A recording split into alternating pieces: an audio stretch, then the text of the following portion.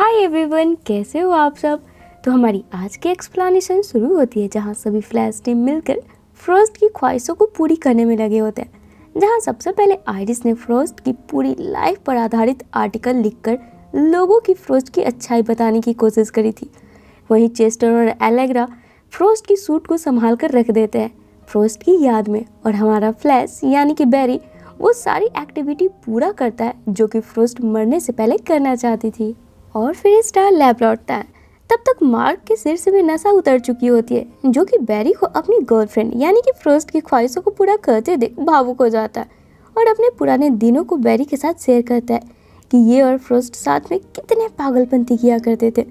वहीं दूसरी तरफ अब हम कैथलीन को देखते हैं, जो कि अपने फ्लैट में फ्रोस्ट की सारी चीज़ों को इकट्ठा कर पैक कर देती है और चुपचाप अकेली बैठी होती है कि तभी यहाँ पर बैरी आता है तैयार होकर, क्योंकि आज फ्रोस्ट की फ्यूनरल होती है। बैरी यहाँ पर कैथलीन को कन्विंस करने लगता है कि कैथलीन को भी फ्यूनरल पर चलना चाहिए।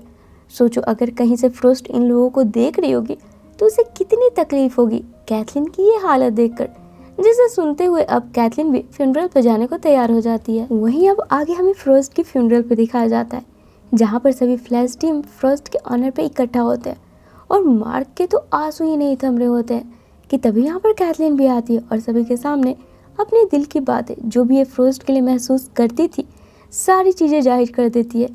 फ्रोस्ट के जाने से मानो पूरी फ्लैश टीम ही टूट चुकी है, पर फिर भी एक दूसरे को दिखाने के लिए ये लोग गेट टुगेदर रखते हैं और साथ में हंसने बोलने की कोशिश करते हैं।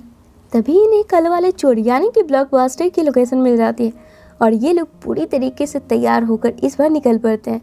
तो वहीं अब दूसरी तरफ हमें कॉर्टनी को दिखाया जाता है, जो अपनी पहली जीत को लेकर काफ़ी एक्साइटेड होती है और फिर अपने स्टार गर्ल वाले कॉस्ट्यूम को अपने बैग में रखकर पैट के पास आती है और इसे अपने साथ दूसरे इनजस्टिस सोसाइटी के विलन को चलकर ढूंढने बोलती है। जवाब में पैट कॉर्टनी को अपनी एक्साइटमेंट साइड में रखकर चुपचाप स्कूल जाने बोलता है, ये बोलते हुए कि अभी कॉर्टनी की उम्र इन चीज़ों में पढ़ने की नहीं है, इसे अपने स्कूल और फ्यूचर पर ध्यान देना चाहिए।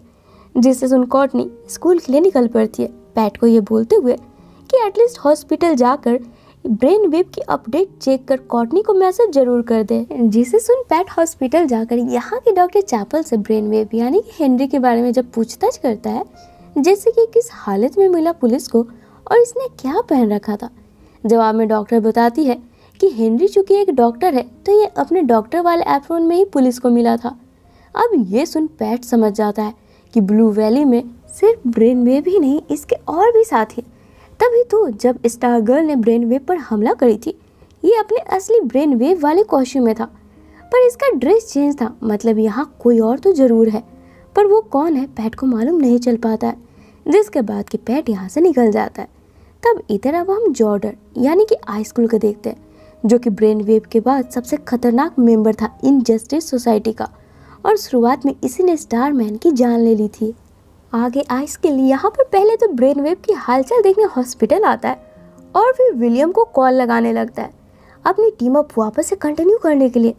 पर विलियम की चूंकि एक छोटी सी फैमिली थी, विलियम अब दोबारा से इन झंझटों में नहीं पड़ना चाहता था, इसलिए बार बार आइसकिल के कॉल को डिस्कनेक्ट कर देता है। तब हम आइसकिल को देखते हैं, जो कि खुद ही विलियम के पास पहुँच इसे साथ मिलकर उस लड़की को ढूंढने बोलता है जिसके पास के स्टार मैन की छड़ी है और जिसने कि ब्रेन वेव जैसे पावरफुल शख्स को कॉमा में भेज दिया। पर विलियम यहाँ पर कुछ खास इस पर रिएक्शन अपना नहीं देता है। अब ये देखने के बाद भी जॉर्डन विलियम को कॉर्टनी को ढूंढने का ऑर्डर देकर खुद भी उसी काम के लिए निकल पड़ता है, क्योंकि ब्रेन वेव ने कॉमा में जाने से पहले ही आइसकिल को ये बता दिया था कि वो लड़की किस कॉलेज में पढ़ती है। पर यहाँ पर कॉलेज जाने से पहले आइसकिल द अमेरिकन ड्रीम में पहुँचता है, क्योंकि ये इस कंपनी का CEO होता है, जहाँ पर आइसकिल को बारबरा की स्किल पसंद आती है। जब आइसकिल बारबरा को एज अ एक्टिव स्टाफ समझकर इसके केबिन में जाकर अपनी कंपनी के बारे में बातें करने लगता है, तब यहाँ पर बारबरा के हाथ इसकी फैमिली यानी कि कॉर्टनी और पैट की तस्वीर गिर जाती है, जहाँ आइसकिल कॉर्टनी की तस्वीर देखकर बारबरा से इसकी तारीफ भी करता है।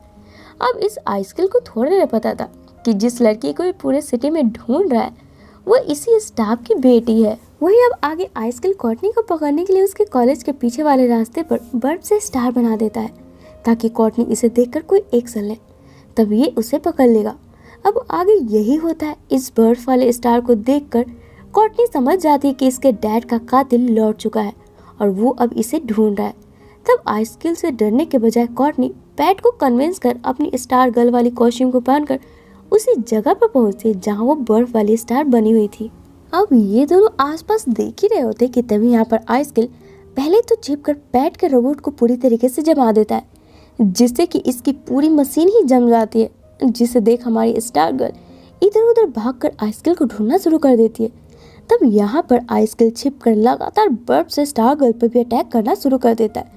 चूंकि स्टार गर्ल अभी इन चीजों के लिए न्यू थी, ये आइसकिल के वार को बर्दाश्त नहीं कर पा रही होती है। तभी यहाँ पर आइसकिल के सामने पैट खुद के रोबोट को नॉर्मल करके इसके हाथ को कमांड देकर इस आइसकिल को एक जोर का घूसा इसे मरवाता है, जिससे कि आइसकिल सीधे जाकर ब्रिज पे गिरता है। तभी ये देखता है सामने से एक बस आ रही है और ये वही बस है जिसमें कि विलियम का बेटा जोय भी है। क्योंकि विलियम ने वापस से टीम ज्वाइन करने से मना कर दी थी, इसी गुस्से में आइसकिल पूरे ब्रिज को ही जमा देता है, जिससे कि बस के चक्के फिसल कर बस ब्रिज में गिरने ही वाले होते हैं कि तभी यहाँ पर पैट अपने रोबोट के जरिए बस को बचा लेता है। और कोई इतने बड़े रोबोट को देख ना ले, स्टार गर्ल अपनी छड़ी से यहाँ पर तेज रोशनी कर देती है, जहाँ सारा सिचुएशन अब अंडर कंट्रोल होता है। तभी आइसकिल साइड से एक कार को अनबैलेंस कर उसी डायरेक्शन में भेजता है जहाँ पर विलियम का बेटा जोय होता है, जिसमें कि जोय की जान चली जाती है। अब ये खबर जैसे विलियम को मिलती है, अचानक से ब्रिज पर बर्फ के नाम से विलियम समझ जाता है कि ये आइसकिल का ही काम है। तब विलियम यहाँ पर गुस्से में अपनी बिजली पैदा करने वाली छड़ी लिए आइसकिल के घर जाता है और ये आइसकिल को कुछ कर पाता इससे पहले ही आइसकिल विलियम को टच करके इसे और इसकी छड़ी दोनों को ही जमाकर इसे जान से मार देता है और बाहर मीडिया में फैला देता है कि विलियम अपने बेटे की मौत का गम बर्दाश्त नहीं हुआ और इसी में उसकी मौत हो गई हार्ट अटैक के कारण, जिसे कि मीडिया भी एक्सेप्ट कर लेती है। तो अब एपिसोड के आखिर में हम कैथलीन को देखते हैं, जो कि फ्रोस्ट के फ्यूनरल के बाद सबसे छिपकर मार्क को मैसेज कर अपने फ्लैट में बुलाती है। जहां जब मार्क पहुंचता है तो ये देखता है कैथलीन ने अपने फ्लैट को लैब में कन्वर्ट कर दिया है। दरअसल फ्रेंड जो कि फ्रोस्ट लैब में बनी थी, वही बातों को सोचते हुए कैथलीन फ्रोस्ट को दोबारा से जिंदा करना चाहती है और ये एपिसोड यहीं पे खत्म हो जाती है। तो फ्रेंड्स, ये थी मेरी आज की वीडियो। अगर आपको पसंद आई हो ना तो वीडियो को लाइक और शेयर करना बिल्कुल न भूलें। साथ ही अगर आप मेरे चैनल पर न्यू हो तो इसे ऑल बेल नोटिफिकेशन के साथ सब्सक्राइब भी जरूर कर ले, ताकि मैं इसका जब भी नेक्स्ट पार्ट डालूँ ना आपको उसका नोटिफिकेशन मिल जाए और मुझे आप सबका सपोर्ट। तो चलिए फिर मिलते हैं अपने नेक्स्ट वीडियो में। Till then take care and bye bye.